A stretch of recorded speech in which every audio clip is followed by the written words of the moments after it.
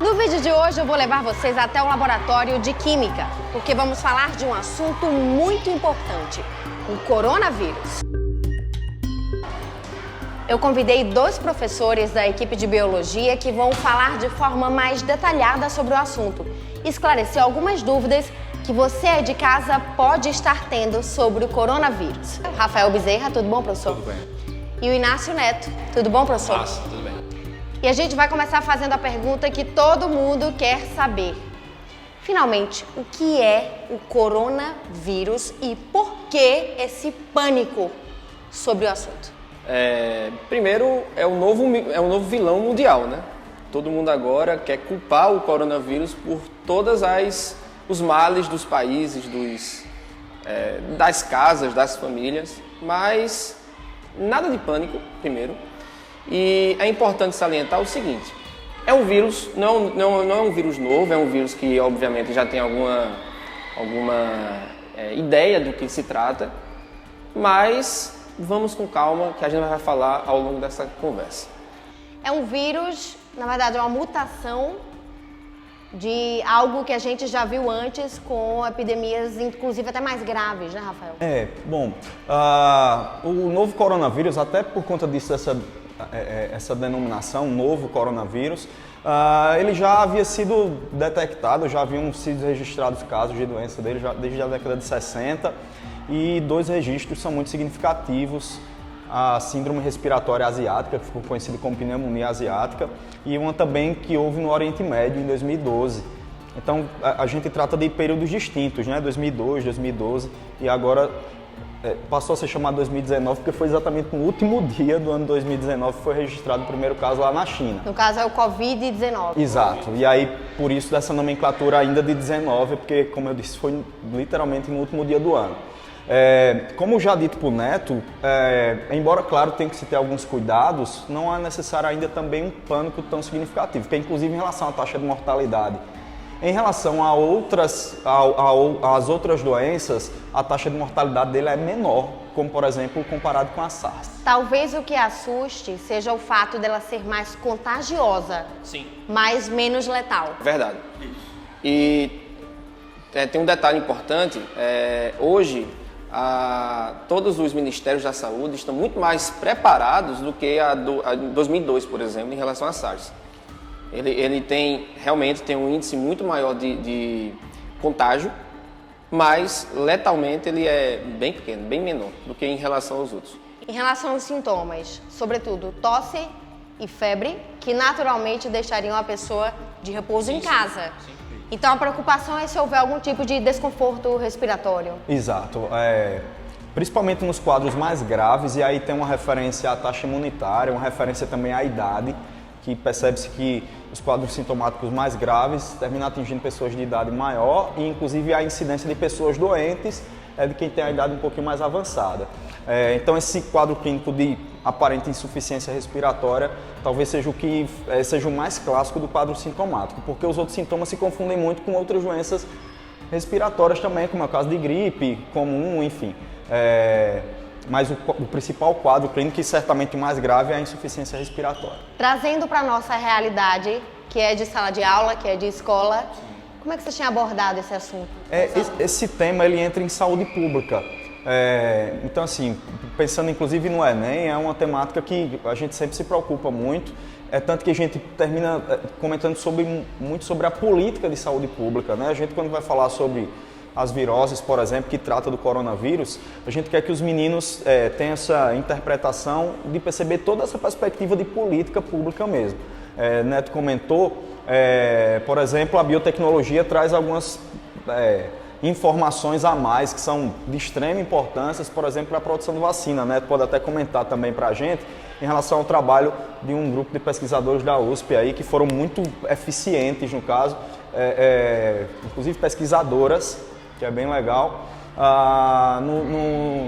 em decifrar o código genético desse vírus, do primeiro caso lá, se o Neto puder falar. É bom e interessante também notar, em relação à saúde pública, o meu mestrado foi em saúde pública, e a ideia do brasileiro, vou falar do brasileiro por conta do nosso país, é que a nossa saúde pública é muito capenga. Tudo bem que é o final do processo, né? Só que todo o preparo de vacinas, de medicamentos, ele é, inclusive, um dos tops do mundo. Referência. É referência. Inclusive, essas duas pesquisadoras, que rapidamente, em 48 horas, conseguiram decifrar o código.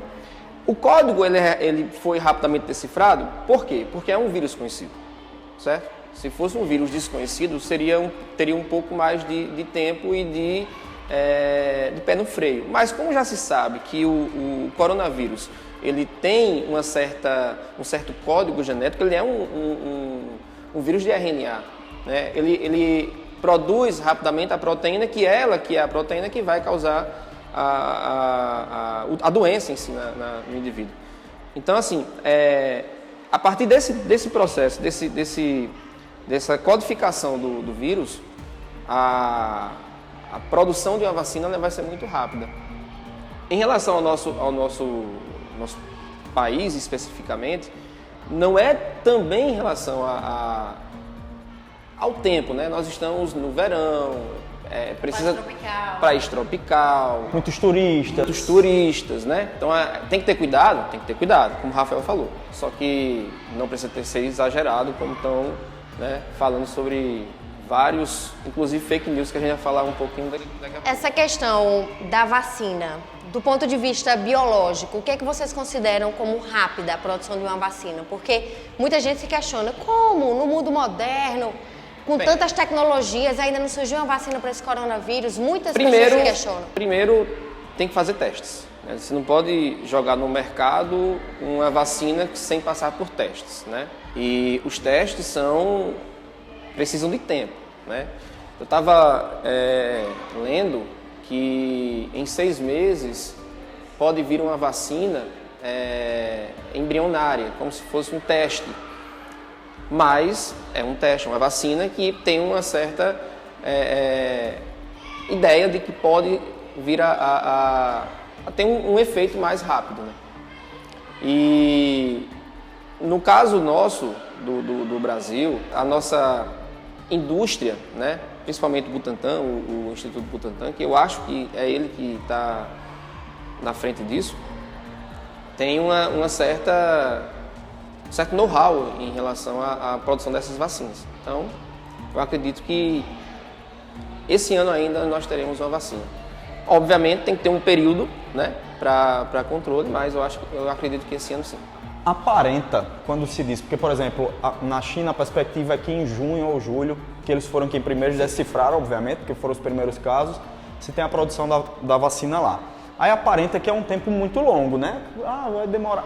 Só que, como o Neto disse, e como a gente está tratando de ciência, tem que ter todo o processo experimental. Então, a gente não pode, ou nenhuma instituição pode disponibilizar a vacina para a população e, por exemplo, essa vacina não ser eficiente, porque vai gerar um problema de Talvez, que eu vou acreditar que estou imunizado de determinada doença e vou terminar me expondo, de repente, muito mais. E talvez a ela, né? possa ter um efeito contrário, né? O vírus pode, a partir dessa, fazer uma mudança e aí... Exato. Bora falar da questão preventiva? Sim. Água e sabão Essencial. são fundamentais. Essencial. Qual é a ação da água e do sabão no vírus em si? É processo de asepsia, de fato. O grande problema é que a gente, até por hábito mesmo, pra gente, muitas vezes, culturalmente, lavar as mãos é só passar ali embaixo da água e fazer, né? E pensa que tá limpo, né? E pensa que tá limpo, mas a asepsia tem que ser feita sempre... Eu lembro sempre de uma imagem que eu até mostro para os meninos, a incidência de cistos e de ovos, ou de vírus e de bactérias, sempre muito maior entre os dedos, nas dobras das mãos, porque é onde, teoricamente, os micro-organismos ficam mais fácil de eles se esconderem, vamos dizer assim, né? Porque a gente termina lavando um pouquinho mais superficial. Então a lavagem sempre entre os dedos, com sabão abundante, inclusive a sugestão aqui vai até os braços, unhas sempre cortadinhas. São as medidas básicas, mas que é curioso porque chama sempre mais atenção, como se tivesse a necessidade de fazer isso só agora. Mas essas são medidas preventivas de diversas doenças infectocontagiosas. É verdade. E... Álcool em gel. Deixa eu pegar aqui, Olha, já que estamos... Já que estamos falando de álcool em gel, deixa eu falar uma coisa especificamente para você. Se você receber um vídeo de um químico autodidata dizendo que esse álcool em gel ele não tem ação, descarte. Já descarte, já dizendo que ele é químico autodidata, né? Então, quer dizer, isso é fake. É total. Álcool em gel, se eu não me engano, é acima de 70%, né? Isso. A concentração. É interessante notar o seguinte. Álcool em gel, ele não tem a mesma ação da asepsia com água e sabão. O que é que o álcool em gel ele proporciona? Digamos que ele cria uma película protetora que não permita que a contaminação aconteça. Mas isso ele tem uma eficiência, só que essa eficiência ela é bem curta, né? Digamos que o ideal, se você tiver acesso ao banheiro, vá lavar a mão, faça a asepsia como o Rafael falou, entre os dedos, entre as dobras, no punho, né? Outro ponto importante, questão da higiene respiratória. A gente vê muitas pessoas espirrando, a gente tá passando às vezes num corredor e alguém espirra e a gente acaba sentindo até as gotículas de saliva da pessoa. Então, vamos dar aquela orientação básica? Lencinho de papel descartável. É bom porque, digamos que centraliza, né? Quando a gente espirra, vai... Tem aquela proteção da boca. Tá bem. Deixa eu falar uma coisa também que é importante. Espirro, gente, é um reflexo, tá? Não é porque a gente tá espirrando que a gente tá doente. Então, alguma partícula de poeira, alguma coisa entrou nas nossas vias respiratórias superiores, então a gente vai espirrar. Agora, é óbvio que algumas doenças, né, virais, bacterianas, têm o espirro como uma ação, né, uma via de transmissão. Então, como Carla falou, usa-se um lenço. Não tem um lenço, coloca a sua mão, tá? E depois lava, depois com água e sabão. Não vai colocar a sua mão e ficar passando nas outras pessoas. É importante. Eu tô até sem o celular aqui, milagrosamente eu tô sem o celular na mão, mas é outra via de transmissão também muito mais. Inclusive, tem mais bactérias e vírus do que as próprias mãos. Né? Então a diquinha lá, passa o álcool em gel no celular, tira a capinha, higieniza bastante, assim como você deve fazer com as suas mãos.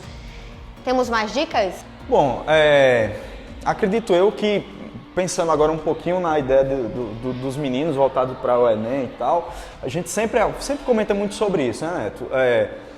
Sempre ficar atento em relação a, como a gente já falou, programas de saúde, controle, produção de vacina, ação dos anticorpos específicos, os aspectos sociais que de certa maneira também influenciam muito, e aí agora não especificamente do coronavírus, mas a respeito de muitas doenças, porque a gente sempre termina falando, a gente está tratando do Brasil, né? Mas, por exemplo, a gente tem que pensar também em muitos países africanos que quando surgem novas doenças, infelizmente, principalmente para os países mais pobres, a tecnologia científica, vamos colocar assim, ela é muito mais precária e a galera vai ter muito mais dificuldade em desvendar quem é o agente, identificar quem é o agente, produzir vacina.